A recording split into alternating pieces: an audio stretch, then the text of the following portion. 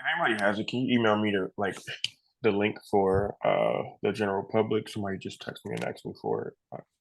I'd like to send it to them if it's something that's easy. But do they need to register to get it? Yes, they will, but they'll get it immediately. Can you text me or email me the registration link? Yes. Don't worry about it if it's hard to do. Um oh wow. I did not realize we started the meeting. Yeah, welcome everyone. Thanks for being timely. We're going to wait a few more minutes because folks are still logging on. And once we're reaching a critical mass, we'll kick off with our presentation and then we'll move on from there. So thanks for being punctual. We'll begin very, very shortly.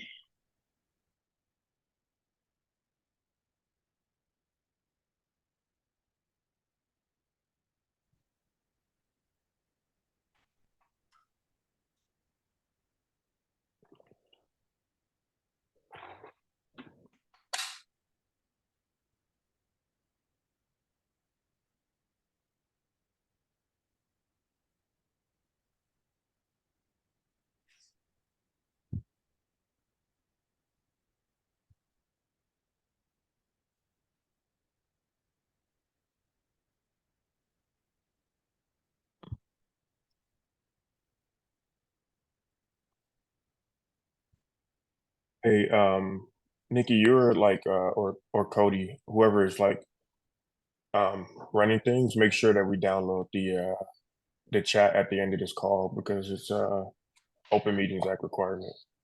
Will do.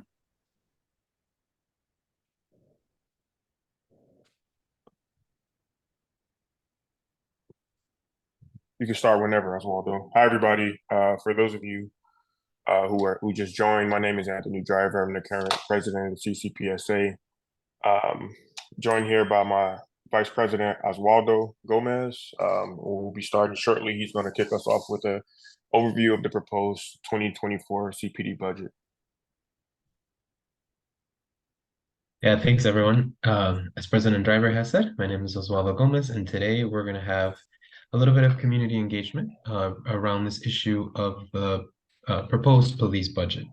So I'm going to give you all a brief presentation, and then we'll have an opportunity to hear from you all, and we'll hear about your budget priorities and some of the questions that you might have. But we're hoping that this presentation can help inform the questions for tonight a little bit better. We should be here at this presentation should only take under 10 minutes, but immediately after that, then we'll move into the public comment section. So we're going to get started. Like I said, this is about the process for reviewing and analyzing the CPD budget. We're hoping you guys can learn a little bit more about how to do that in a more informed way. So we're going to talk first about what the agenda for tonight is going to be in this presentation. Cody, you can hit next.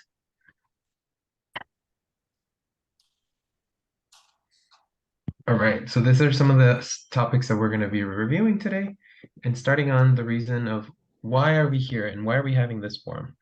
Well, the ordinance that dictates the things that the commission does and that sets the year for us establishes that every year, before the city council is able to vote on its budget, the community commission actually needs to recommend any changes or make any proposals in writing to be presented to the city council. So that's one of the big reasons why we're here, right? It's our requirement that we do that. We hope to make that process informative, not only for city council, but also for the community at large, so that we can have conversations that are more honest, that are better informed, and that are thoughtful about the needs of our city. Cody, you can hit the next 2 slides, please. Okay, great. So like I said, those are some of the reasons for the forum, and we want to get your ideas into our ultimate document that we'll be publishing. Now, I want to talk a little bit about what we did last year. Last year was the first year we were having any of this process. In fact, last year was the first year we existed as a city agency. And in our process, we ended up identifying 4 major areas where we had a lot of questions about ways that CPD could improve its use of resources. One of them was for workforce allocation. And when we say workforce allocation, we mean how is the CPD using and deploying the people that they have, right? how are they using those people resources? Are they going to the right places? Are they responding and making it easier for people to deal with whatever public safety concern? We asked a lot of questions about that. And then we talked about community policing, which basically is this idea that the police needs to be working with the community to better solve problems related to public safety. It's not just about answering emergency responses, but doing the follow-up afterwards, and even doing some preventative work to make sure that the community is aware on how to bring up issues and work with them collaboratively. And of course, we had a lot of questions about training. There's a lot of requirements, including in the consent decree that we are under, that talk about ways for the department to improve its training. And lastly, this question of legal judgments. These are oftentimes thought of as the money that the city pays when a member of the police department is said or accused of having been engaged in some kind of police misconduct, police brutality. Sometimes the city settles and pays these legal judgments. All right, next question, next slide.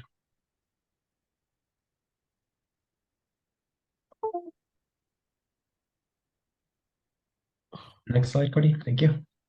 All right, so just to talk a little bit more about the details for this year's report, like I said, we want to talk about public safety in a broader light, and we want to highlight some of the different approaches that can be taken and some of the different things that will be in the CPD budget this year.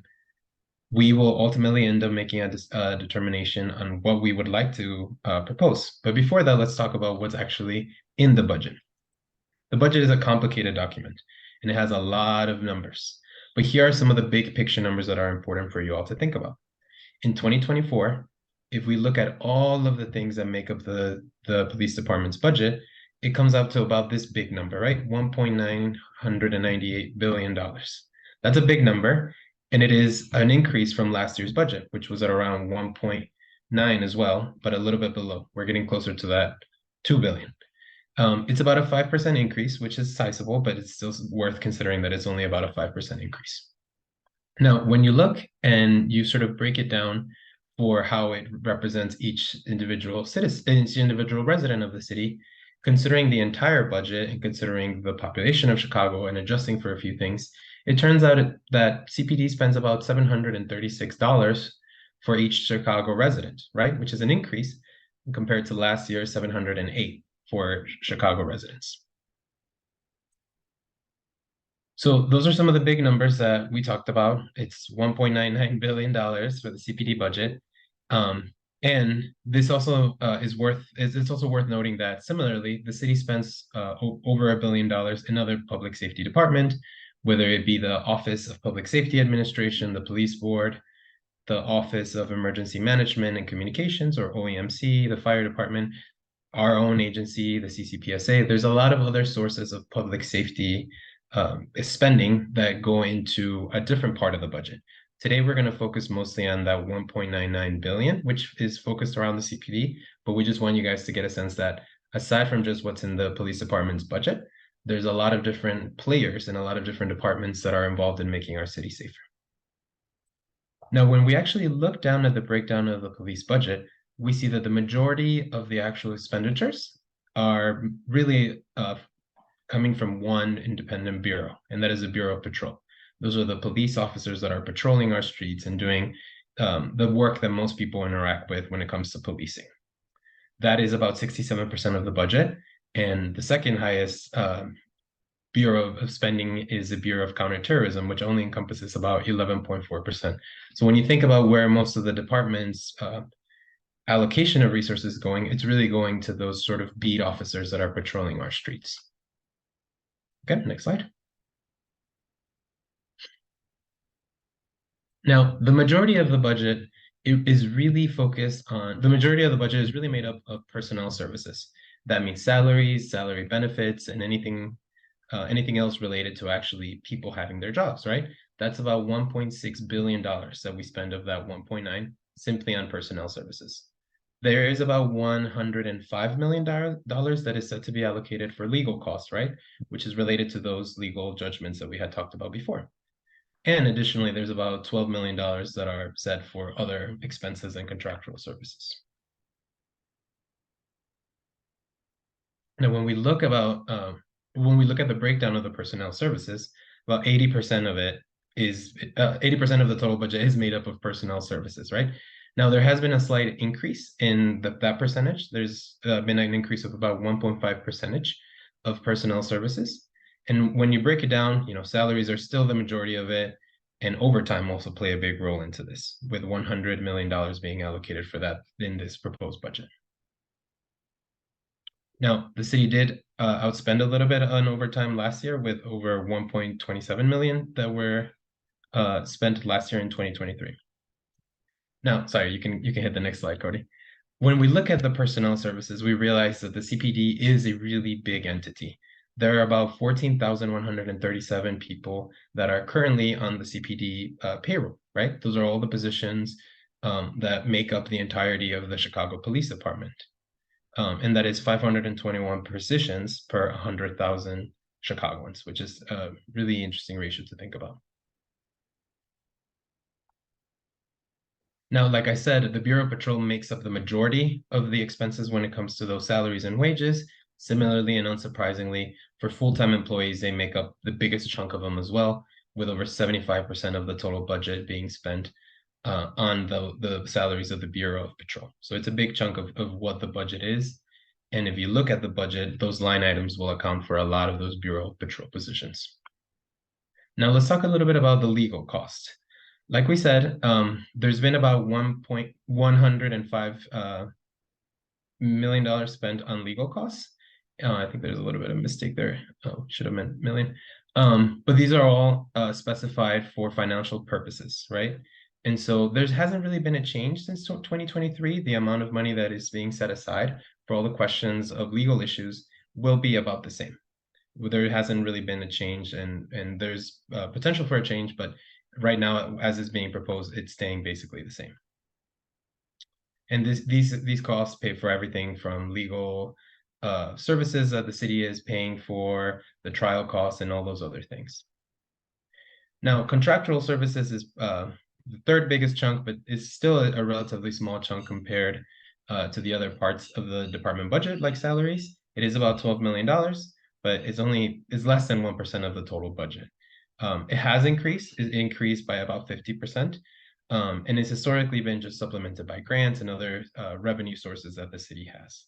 And this is everything that encompasses things like data processing, rentals, any kind of data communication and hardware are all part of those contractual services, with other things, of course, being included that we won't mention. Now, we learned a lot about what the budget is today. We try to keep it brief because we know there's a lot of information and budgets are a really complicated thing. But now we want to point you all into the direction of what comes next. So the Community Commission is going to continue to work over the next couple of weeks and eventually issue our own report on the CPD budget. This will happen in early November, and it will be presented to all the alders that sit on the City Council. Now, the City Council is having a hearing on the CPD budget tomorrow, October 24th. These meetings can be streamed online, and there you can learn a lot about what the police department is doing and how they're figuring out the details of the budget. Now, the other point of engagement where we want to hear from all the community members is at our monthly Community Commission meeting. That will be happening this Thursday, October 26th at 6:30 in the beautiful Malcolm X College on 1900 West Jackson. So you all can come join, continue to give comment. You can meet the commissioners, our staff, and talk to us and give us a little bit of your feedback as to what should be the priorities that the police department is setting forward in this 2024 police department budget. Now we're going to move into the part of the meeting where we actually hear from you. We're going to allocate about 45 minutes to hear from the community member. You can type in your name in the chat or the questions, and we will be calling on your names. There'll be about a 2-minute time limit for each comment. And before your time begins, please say your name and the spelling of your name so that we can have it on the record for the commission. All right, Anthony, I'm going to pass it on to you, who's going to take care of this section. Thank you, OG. I will wait for a while for names to populate.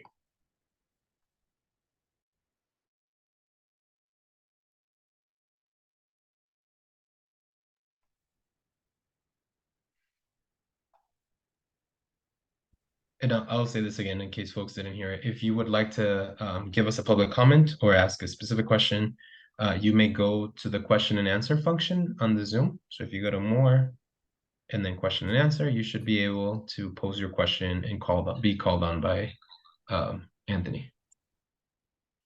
And if you don't want to type your whole question, feel free to just say your name or put stack in the Q&A, and we'll call on you.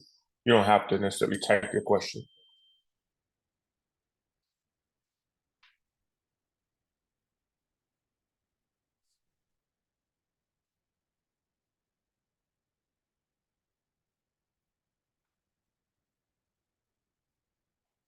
We will go to, or Nikki, can you bring up Mark Uslik, please?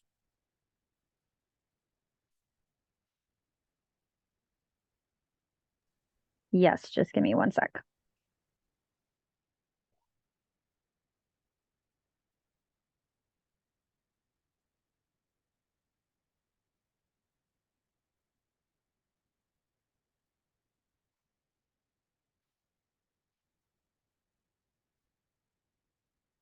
So to start answering your question, Mark, that is not included in the 2024 budget.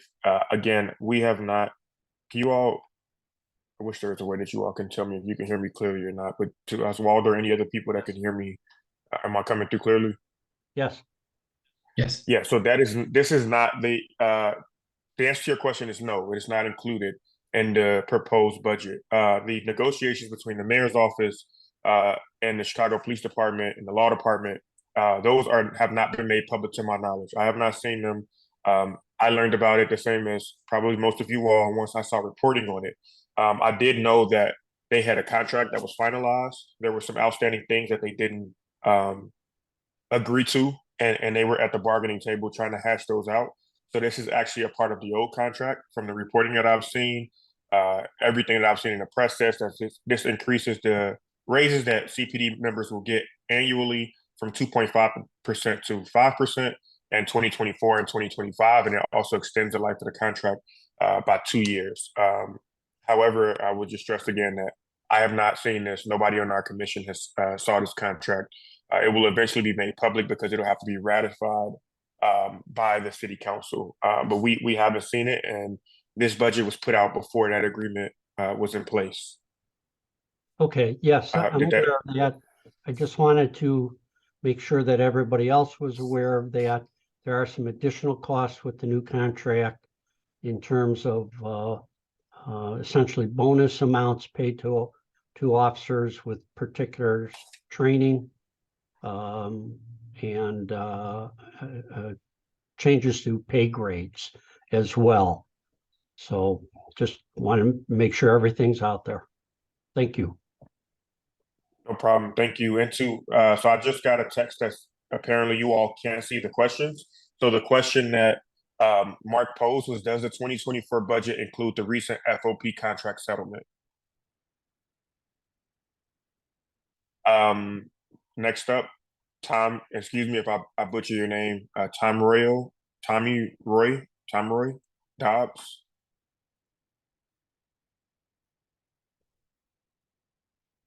You can come on and ask your question.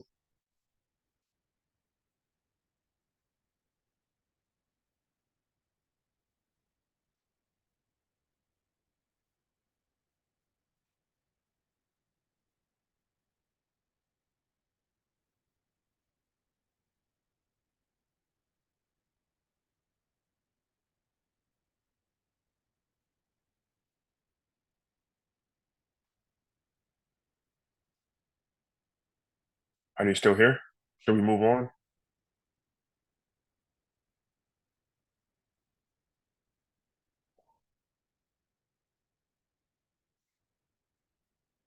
I think they're still Next here. person. I think just give them one. Hello? I guess move on. Yes, we can hear you. You can ask your question. Oh, apologies. I was having technical difficulties. So my question was pertaining to the Chicago Police Department budget as far as non-emergency services. I understand that 311 covers a lot of that, but as a holistic health advocate and a person who is extremely knowledgeable about the legal field. What I've come across as a community member in the city of Chicago is that non-emergency services is very limited. So things like someone needing to jump for their car, or what's another thing? Police presence being there when predatory tow companies are there. Is anything being allocated in the budget to cover non-emergency services as far as Chicago Police Department? Because if we're going to go to a place of more restorative practices, then that's just going to result more into a reduction in crime, and that those bodies the policing departments have can be utilized in a different way. So is there anyone having discussion about restorative justice initiatives in policing or engagement with the community, the money being used in that way? Yeah, thank you for that. I don't know the specifics of some of the things you named as far as like if a person needs a jump. I'm not, if I'm being completely honest, I'm not fully up to speed on if the police department is the correct government entity that will actually show up to give you a jump. I do know that there are a lot of calls from dealing with my alderman's office where predatory towing is taking place. And it's my understanding that those are handled the same way as any 911 call would be handled. But it is a part of our commission's duty to look at different ways for restorative justice. And that is something that we have been taking a look at ourselves and different approaches to that. And we'll be sure about that more. I did make a note of your question, and we'll try to get you some more specifics on that.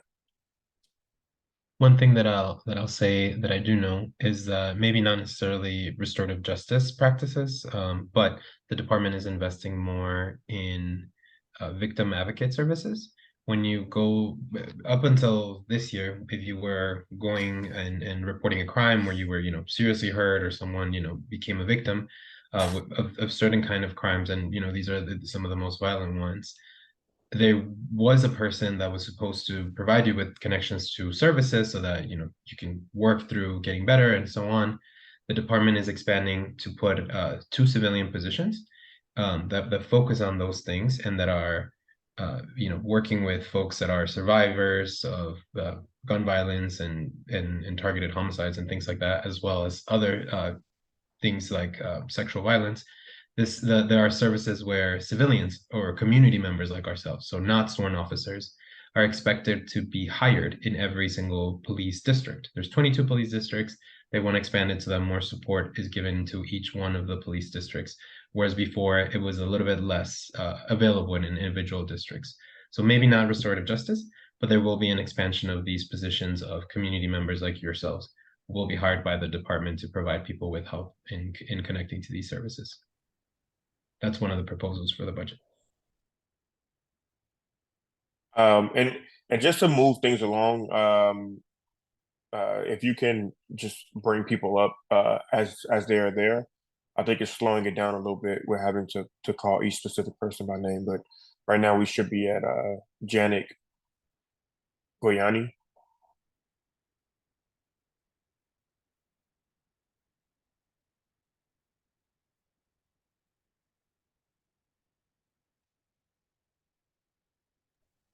Janet, you can go ahead and speak. Hi, I was just wondering if the current proposed budget includes funding for the ShotSpotter contract?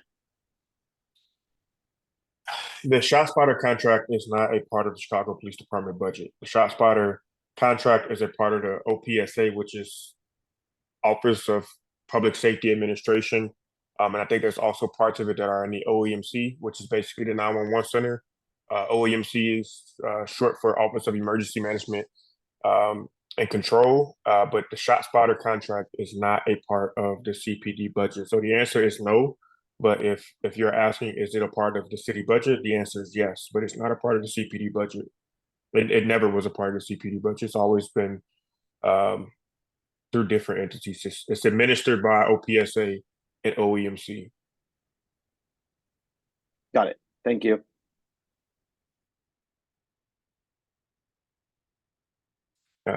Next person. John McCarthy. Yeah, thank you very much. The Tribune has reported that the budget proposals line item for community policing will double in 2024. I wanted to know, do you have any details on where those new community policing dollars will go?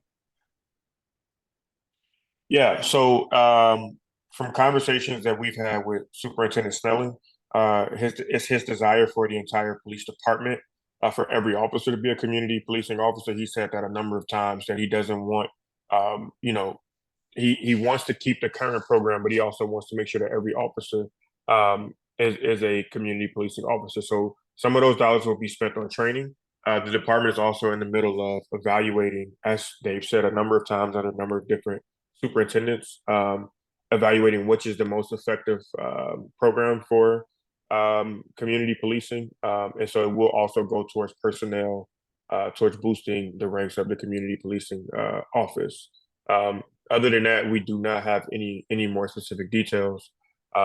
But I again have just taken a note of that, and we'll make sure that we get that question answered for you. Also, just for the folks who are watching, tomorrow is the CPD budget hearing where the superintendent and his staff will be before the city council. I believe that starts at 10 a.m.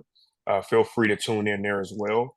And they may have more specifics, but as you all ask questions, if we don't have the specific answer, we will do our best to get those to you. Our job here tonight is to take in your suggestions, to hear your questions, and to create a budget report that we submit to the city council for they can consider our recommendations. But we are not an entity of the police department where we have a lot of specifics about each dollar amount that goes into the police department budget. Yeah, I'll make a quick comment on that. If folks want to get very, very technical, a lot of that doubling can be seen and explained in the way that some of those positions that are being hired are coming on. And I think it's page 191 of the budget recommendations. If you look at it, a lot of the positions are these sort of civilian, they're called civilian, but they're non-sworn officer positions. And there's an expansion of over 20 positions in that way. So that can contribute a lot. Yeah. Also, just to even add to that, it's actually about 400 non-sworn positions that are added. And those are everything from evidence technicians.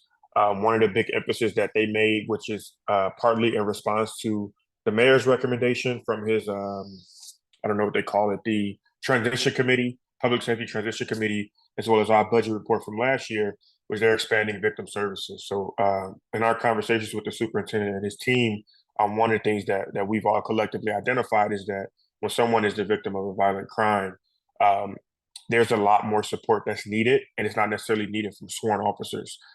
So once that happens to you, have someone who can help you walk through how do you file a police report, how do you file an insurance claim to get your property back, what happens when you interact with the state attorney's office, those sorts of things, those victim advocates. There's also a huge increase in the budget for non-sworn people who will handle those things as well.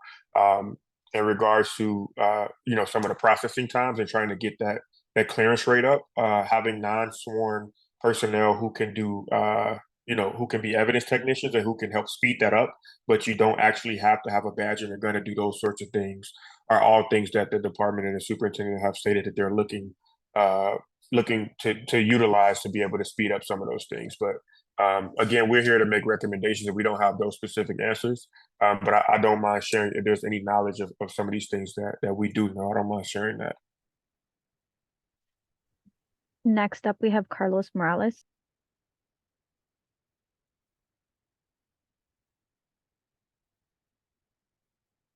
Hello? Does this work? Hello? Can you hear me? Yes, we can hear you. Okay, yeah. So like my public comment, I'll just start. It's more of just towards supporting that increased funding for like mental services, because I know like at the Mexican Museum Snelling event, he mentioned how like police officers can't handle too much of like mental services. So I agree, and police officers aren't really good at that in many ways. So I'm just here to say like, yeah, it'll be I'm supporting with the new superintendent to increase more funding for like mental health services to get that support in the city that's really needed. Like I mentioned earlier, with like restorative justice, these are like good ideas that work, And definitely the city of Chicago can push it forward and be the best in the world at it. But just definitely having more restorative and community support for civilians. So like in the upcoming budget and so forth, just more support for that there, as well as also cameras, because I know that a lot of police officers here in Chicago don't have cameras. So like more towards that, just again, more awareness for the public to see what public police officers are doing. So we know what's happening and we're not hidden behind any curtains or anything. And that's about it. Yeah, just what was like best for people, and this service that's being done here, right, from this program is amazing. So I'm just here to support that, and that's about it. Thank you. We appreciate that. That's a priority for not only Superintendent Snelling, but Mayor Johnson, and as well as our commission. So I think we're all on the same page there. David Kostelansky. Yeah, this is David Kostelansky. Thank you. My question is, in the budget, I see there's increases, I've heard you mention in some areas, but what is the proposed headcount for policing in this budget versus the last budget? And how does that compare to the peak headcount for officers? Yeah, we don't have specific answers for you. Again, we're not the department and able to answer some of those specifics. What from my knowledge, I don't believe that the headcount in this budget has drastically changed. I don't believe that there were many more positions cut or added. I think you're asking about, actually, can you clarify that? Are you talking sworn or non-sworn, or the department in general?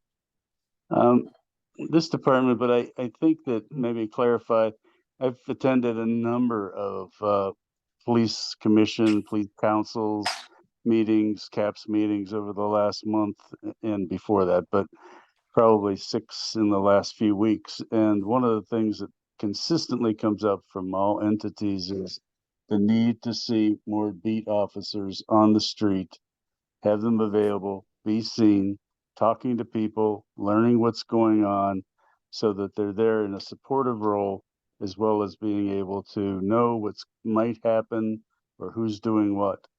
And so that, you could take that as my comment. But so since we're down beat officers, wanted to know if this budget was showing any improvement. Thank you. Yeah, so it sounds like you're not actually asking about the headcount specifically. What I will say is one thing that our commission has been very interested in, and I know this is also a priority for other entities, is workforce allocation. And also making sure that there are beat officers, that there are actually folks who are not rotating around the city, but who actually get a chance to get to know a neighborhood and the folks there, and not moving from area to area so much. So that's something that I would say that I think we also are aligned with there. We've had conversations about that, and that will likely be in our budget recommendations as well. David, I'll say that if you look at the proposed budget recommendations, the number of officers in the patrol unit is just over 9,000. That's pretty similar to the way it was last year when it was allocated. In total, there's over 14,000 people that are part of the police department.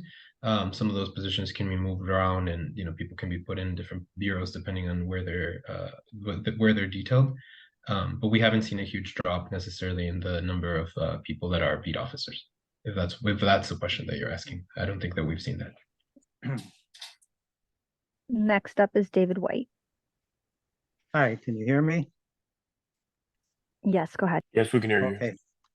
Okay, so last year, this commission published a report on the proposed budget for 2023.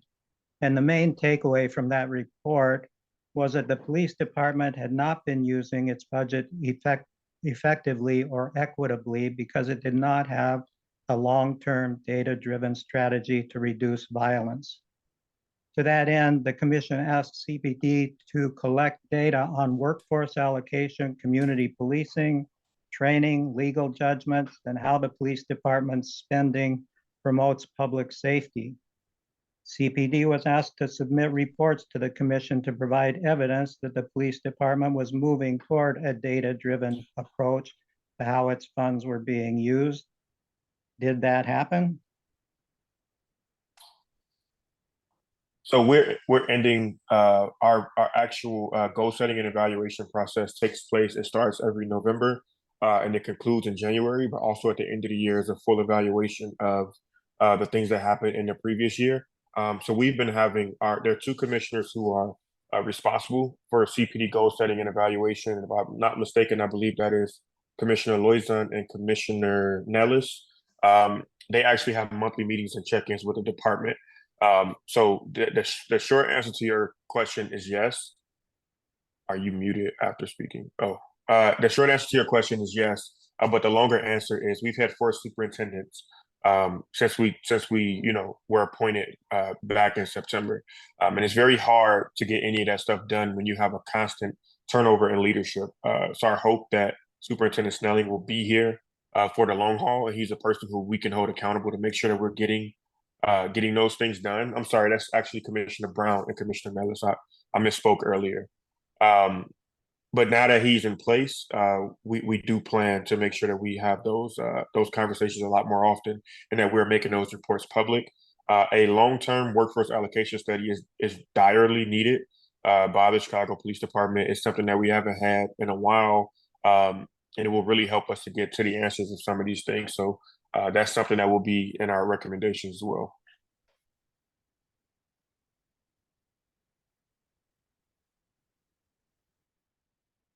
All right, next up is Tree Palmeras.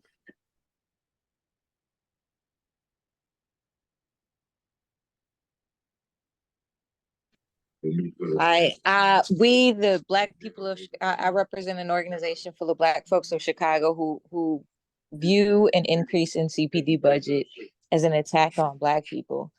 Young people took to the streets in 2020 in tens of thousands to say that we want an end to police brutality. Right now, the Chicago Police Department is under a consent decree. And so the Department of Justice found them to be criminals, and to give the criminals an increase in money when the people of Chicago need help in recovering from a pandemic is just unconscionable.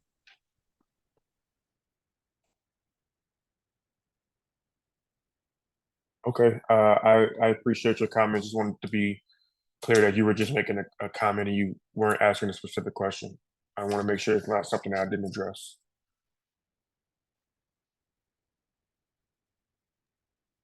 Next up, we have Greg Morelli. Hi, thanks for taking my call. I love this city. We live in a country where mental health is given an eye roll at best. If you rolled your ankle on the basketball court, you wouldn't think twice about getting health care. Why not when your feelings are hurting you? What can we do in the CPD budget to make sure there are mental health services, both for those who are traumatized by the ongoing trauma of mass incarceration and police officers coming home with undiagnosed PTSD, bringing that back to their homes and communities?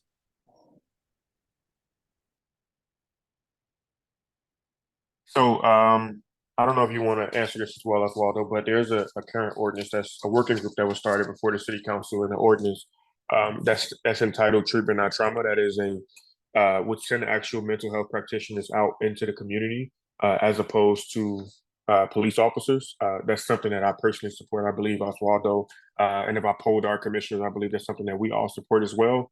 But as well as mental health for police officers, that's been also something that we have been focused on. In fact, in our November commission meeting, will be actually dedicated to the entire meeting will be, or at least a good part of the meeting will be dedicated to this exact cause.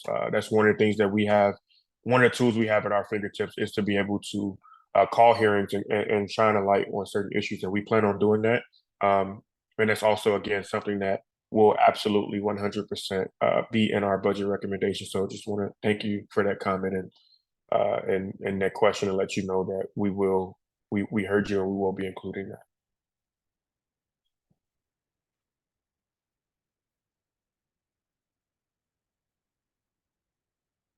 Do you have anything you want to add, Oswaldo? No, and I think no, I'll just say that the question is more complicated than just like putting specific items in exactly what you said in just therapists and putting money behind just expanding therapy services.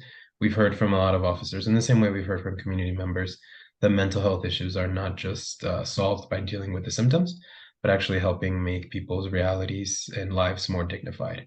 And so I think that applies both to the regular residents that are not officers, but also the residents of Chicago that are officers. So worth continuing that conversation for sure, and we will in next month.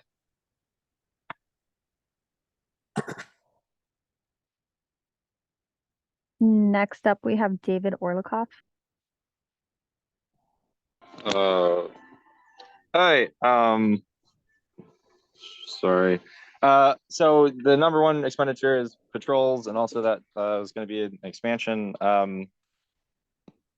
Yeah, I like the previous commenter who brought up the point that CPD it's just difficult to make sense of increasing CPD's budget when it's not part of an evidence-based plan to get outcomes. I don't think that all of the mental health care and everything needs to come from the police department. I think that should be invested in separately. The question I wrote, I guess, is about the traffic stops or officer initiated seems to be the bulk of what they spend their time on. So we could increase their budget specifically for patrols by any amount, but we're still not going to get lower call response times, which are over half an hour across the city, because the police officers are not prioritizing calls for service or maintaining readiness for actual potential dangers. What they are doing is generating as many blue cards as they can for traffic stops against Black and brown people. But yeah, I mean, so when we talk about the number of police, we really seem to be missing something, which is what they're spending their time doing. And if it's not responding to calls, it's not what the community needs. It doesn't really matter how many more cops we hire. So yeah, I mean, I'm not sure what the answer is, but I think that we need to be critical and demand that there's an accounting for how their time is actually spent on the services the community demands rather than officer involved. The track record for officer initiated activity is abysmal. That's less than 2% response rate for the broken taillights leading to anything. And yeah, so I think it's going to be more wasted money as long as they still have as long as racially discriminatory pretextual traffic stops is their number one priority, hiring more officers is just going to be a waste. So there's a lot of stuff that's in that comment. One, I'd like to say I agree with you about the pretextual traffic stops.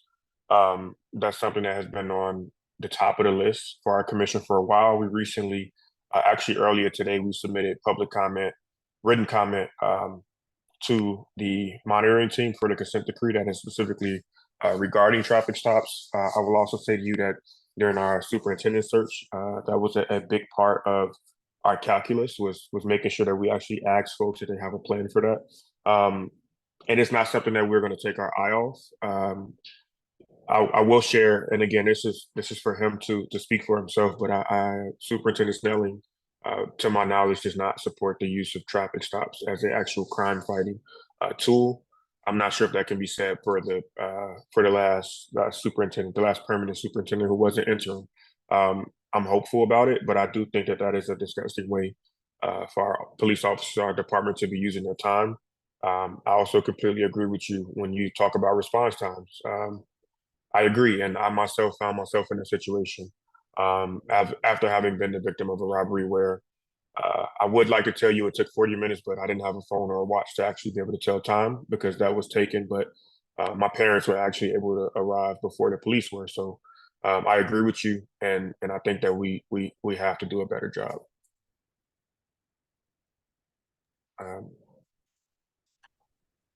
Thanks, David. Next up is Jason. Hello, thank you. A question and a comment. Can you hear me? Yes, I can hear you. Okay. My question is, does the commission support sort of expanded, higher resolution information in the budget about CPD's activities? Information about how much is being expended in embodied person hours or embodied labor hours, or in terms of cost, getting a breakdown of how much is being expended on their violence reduction strategy activities, on gang apprehension activities, on custom notification, on these sort of discrete functions and roles of CPD. I think that that's something that CPD and the city should be providing upfront. We shouldn't be waiting for IOG or this commission to have to demand that information. My comment is that in regard to data-driven policing and transportation, CPD does not have a good record with avoiding data harm. We just ended the gang database. Also, in terms of public safety moving forward, the priorities of our budget and the priorities of our city need to emphasize that we need to decriminalize drug workers and the drug trade and sex workers, and that we need to move away from carceral surveillance, including the expansion of the carceral use of the city's camera system, including anti-homeless deterrence technologies and noise machines being used by businesses like Walmart and 7-Eleven, which again should be the purview of this commission. That's laying an acoustic siege on people by preventing them from sleeping and interfering with their biological, physiological needs. That's an acoustic siege on the people of this city. And lastly, the Democratic Convention is coming up. So issues of surveillance are not boutique or side issues that have no connection to the root cause issues of violence and harm and the subject matter of this commission. And in terms of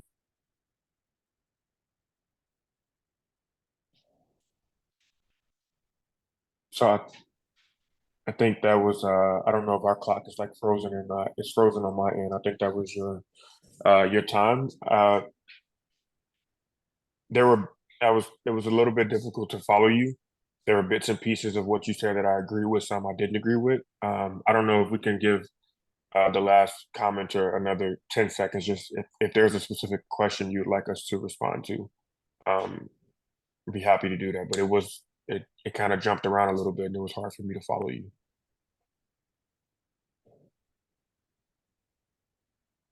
Go ahead, Jason. yes, does the commission agree that we need higher data resolution on the activities and information and expenditures of CPD activities in the budget?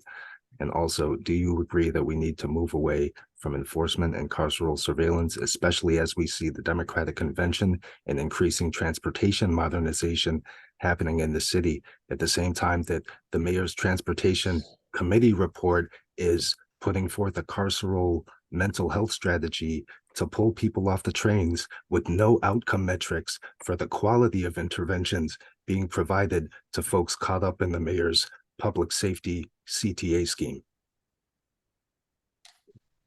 I truthfully, I really don't mean this in a negative way, but I don't know the answer to that. Your question was very long and complex, and it's hard to process. So I can't just blankly say yes or no.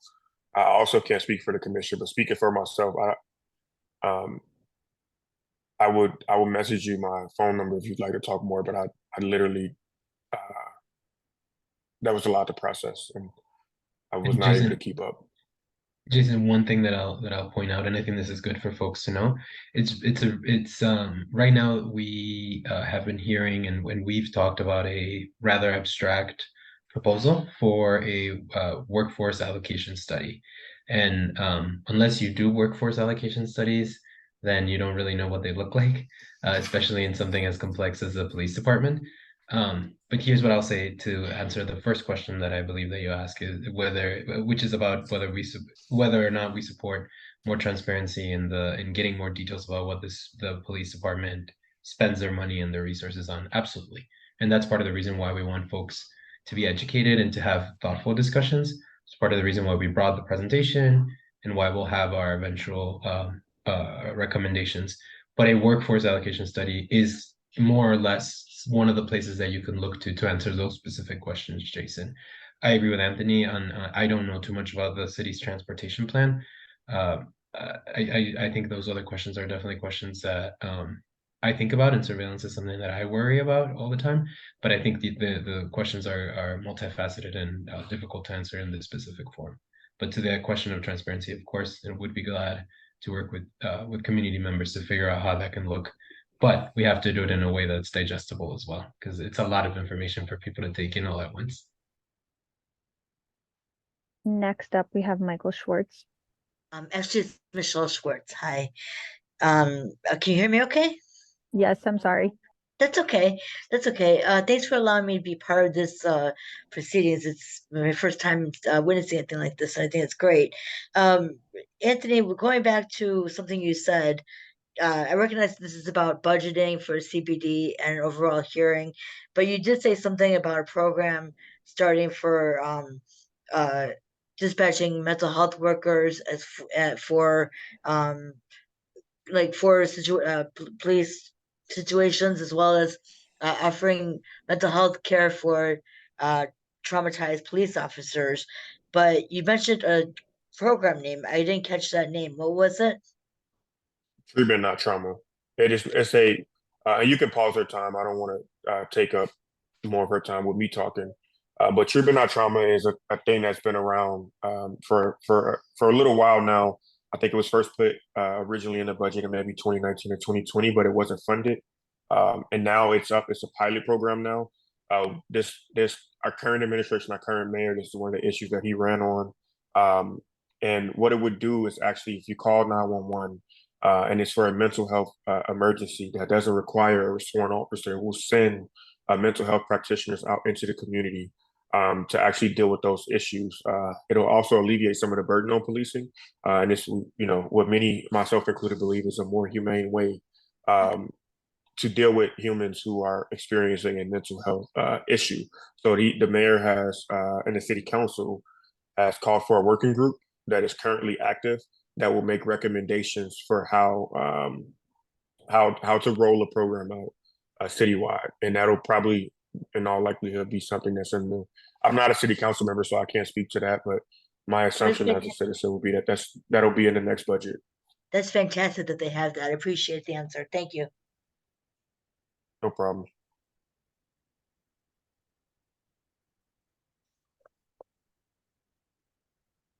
Okay, next up we have Sally Hammond. Yes, Sally Heyman.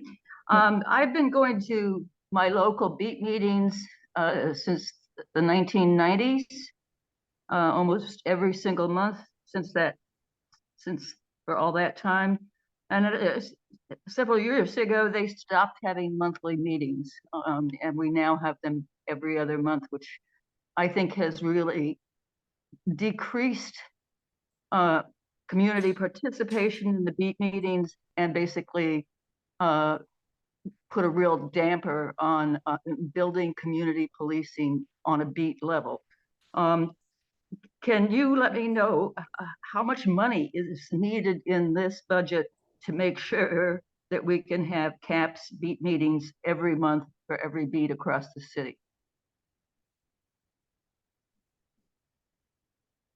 I don't have the answer to that. That's a question that's more appropriate for the budget office and for the police department. But I will ask the question and try to get an answer. But I do not, nor do I think Oswaldo or anybody else on the call has that line item on what it would take to have that regularly across every beat in the city of Chicago. But what I will say is that we do have district council members that are in every district, and they are required by law to meet once a month. I will encourage you to find out who your district council member is in your community, and those will happen every month because it's required by law.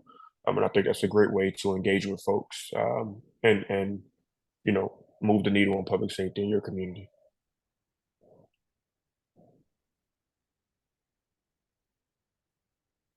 Next up, we have Joy. The Chicago Police Department in recent years has turned to conducting massive amounts of pretextual traffic stops, disproportionately targeting Black and Latinx drivers. How does the commission plan to use their power to address traffic stops? So there's a number of different things, different oversight tools that are at our disposal. One, we have policymaking power. Two, we have goal setting and evaluation. But this is an issue that's also been raised at the consent decree. I mentioned at the consent decree level, it's been raised by the monitor. And there is also a consideration for a possible expansion of the consent decree. We have now we've met with Impact for Equity, we've met with the Free to Move Coalition, we've met with the Attorney General's office, we've met with Superintendent Snelling, and we have met with the independent monitor about this specific issue. We are working hard to assess what's the best way to address this issue. I know for a fact that this is likely something that will be in our goal setting and evaluation process, and possibly looking at policy on this specific issue. I know we have also met with you and have worked with you, Joy. So this is an issue that will remain at the forefront of our commission's agenda. So I don't want to say for sure that we're going straight to policy. And I only say that hesitantly because we're having active conversations with the monitor, the Attorney General's office, and other folks about what's the best place to house this. And we've also had conversations with Superintendent Snelling about this specific issue. So I don't want to speak too prematurely, but this issue is something that will be top 2 or 3 for our commission, at least for the next 6 months.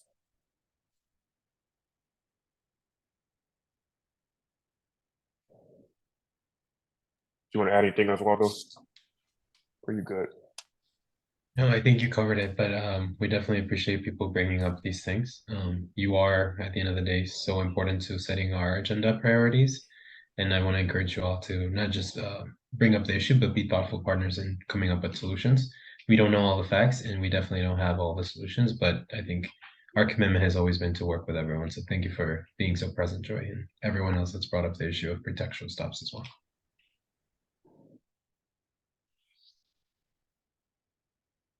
Are there any more speakers? No.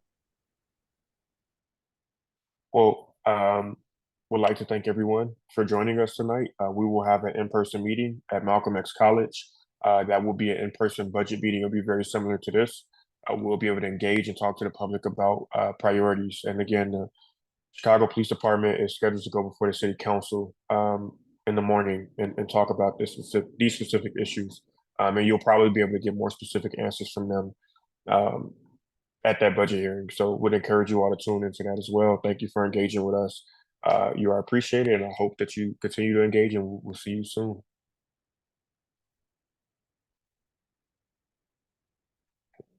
Any closing words as well, or are we good to go? Sorry, the bells of my church are ringing. Yes, thank you all for being here. I think we're good to go, and I hope you all enjoy the rest of your night and continue to stay engaged. Cool. Bye, everybody.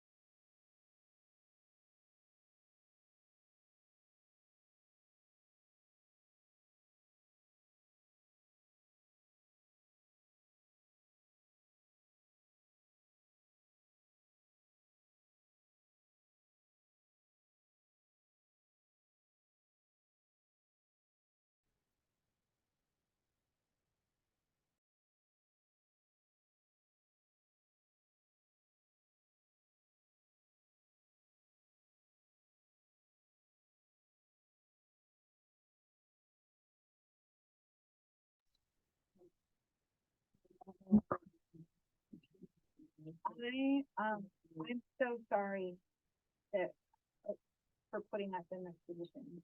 Truly, I don't know